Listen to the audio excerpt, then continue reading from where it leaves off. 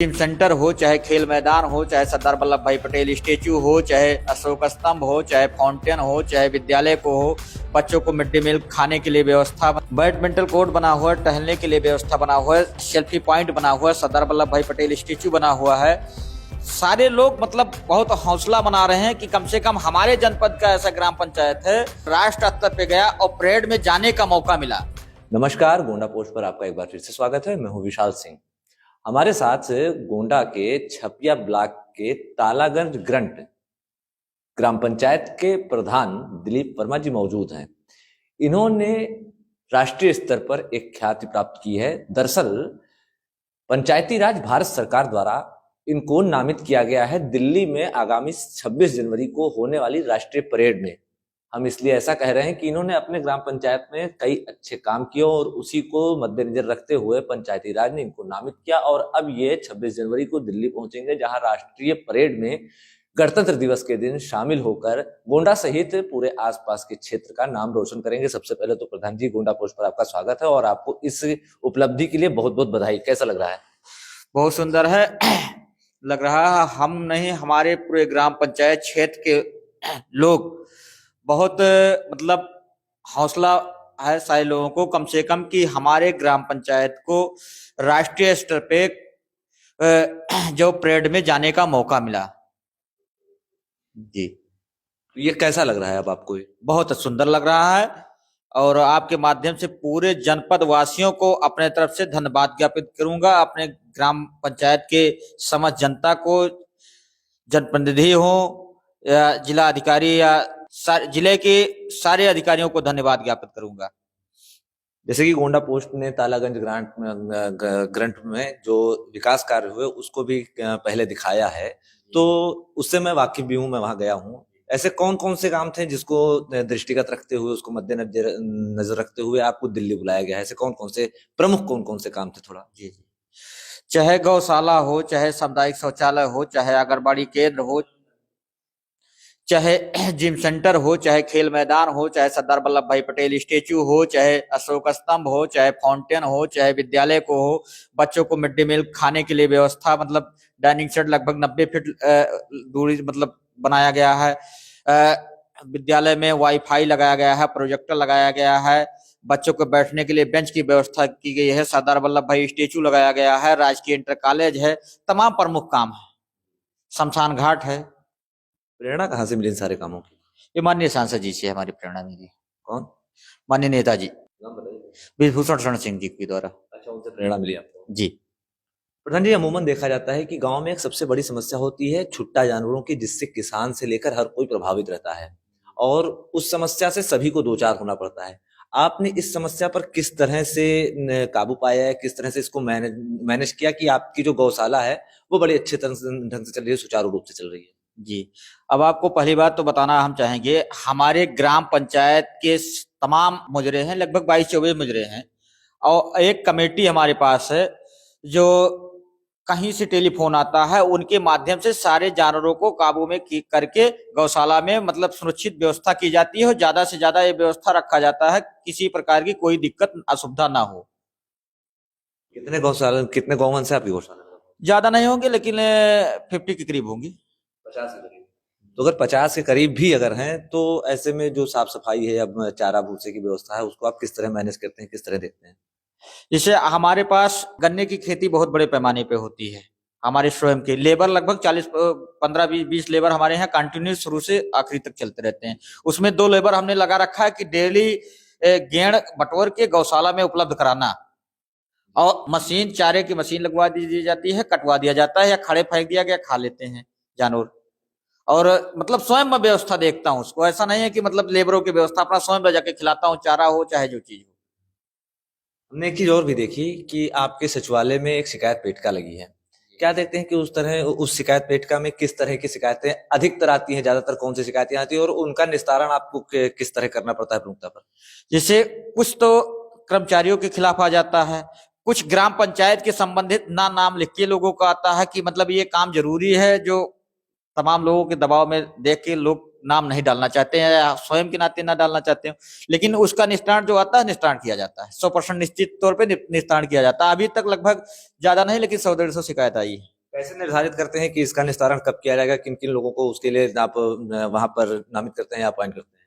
चाहे आंगनबाड़ी के लिए हो, चाहे आशा बहू के लिए हो, चाहे राशन कार्ड के लिए हो, या गल्ले के लिए हो, या और अन्य कर्मचारियों के लिए हो, वो निस्तारण कर देते हैं। उनसे संबंधित जो भी संबंधित आता है उसको निस्तारण किया जाता है। जैसे तमाम किसान सम्मान निधि के लिए आता है शिकायत, उसको उस विभाग को सौंपा जाता है, जो जिस विभाग का रहता है उस विभाग से बात करके निस्तारण करा दिया जाता है।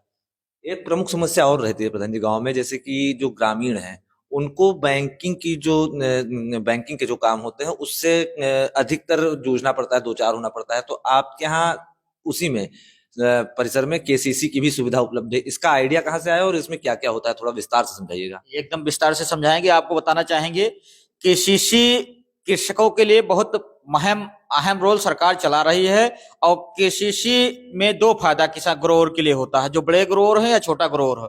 पहली चीज तो कोई फसल अगर नष्ट हो जाता है केसीसी लेने पे, उस पे उसका जो है ये रहता है क्या नाम से बीमा रहता है, नुकसान अगर फसल बीमा रहता है। पहली फायदा तो ये है, अगर 6 महीने के अंदर जमा करता है कृषक तो 2% लिया जाता है, छोटा कृषक हो या बड़ा कृषक हो। 6 महीने बाद अगर जमा किया, साल भर के बाद जमा किया जाता है तो ज्यादा लगता है, 7% करीब लगता है, और साल भर के बाद ज्यादा जमा किया बाद भी जमा डिफाल्टर जब ज्यादा हो जाता है तो लगभग 10% लगता है।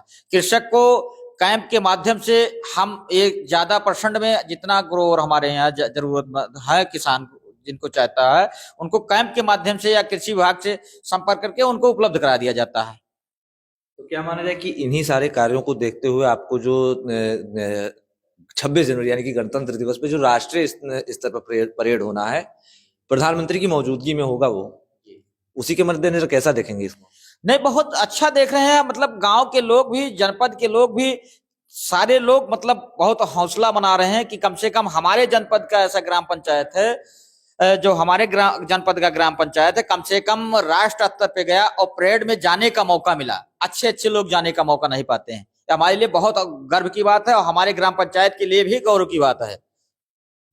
आंगनबाड़ी आपके यहाँ है, अमूमन देखा जाता है कि आंगनबाड़ी को लेकर कई समस्याएं सामने आती रहती हैं, किस तरह का मैनेजमेंट रहता है आपका? जैसे आंगनबाड़ी में जैसे जहां समस्या आता है, जैसे आंगनबाड़ी काम न करती वहां समस्या आएगा, लेकिन हम निरंतर, हमारे यहाँ हर जगह सीसीटीवी कैमरा लगा हुआ, मतलब कि वाईफाई लगा हुआ, ऑनलाइन चेक करते रहते हैं। तमाम टीम गठित किए हैं जो मॉनिटरिंग करते रहते हैं। मतलब मॉनिटरिंग आपकी लगातार चलती रहती है? एकदम 100% मॉनिटरिंग ऑनलाइन में देखता रहता हूँ, चाहे मतलब चाहे प्राइमरी पाठशाला हो, चाहे पंचायत भवन हो, चाहे आंगनबाड़ी केंद्र हो, चाहे सामुदायिक शौचालय हो, हर जगह वाईफाई हमारे यहाँ लगा हुआ है। हर जगह ऑनलाइन में देखता रहता हूँ, कहीं भी रहूं, नो डाउट। जैसे प्रधानमंत्री जी बात करते हैं आधुनिक भारत, डिजिटल भारत के, तो डिजिटल का आप पूरा प्रयोग करते हैं वहां पर? ये एकदम डिजिटल की प्रयोग कर रहे हैं, नो डाउट, एकदम डिजिटल की प्रयोग कर रहे हैं। हर जगह अभी ऑनलाइन देखा देना चाहे तो विद्यालय ऑनलाइन दिखाई देगा।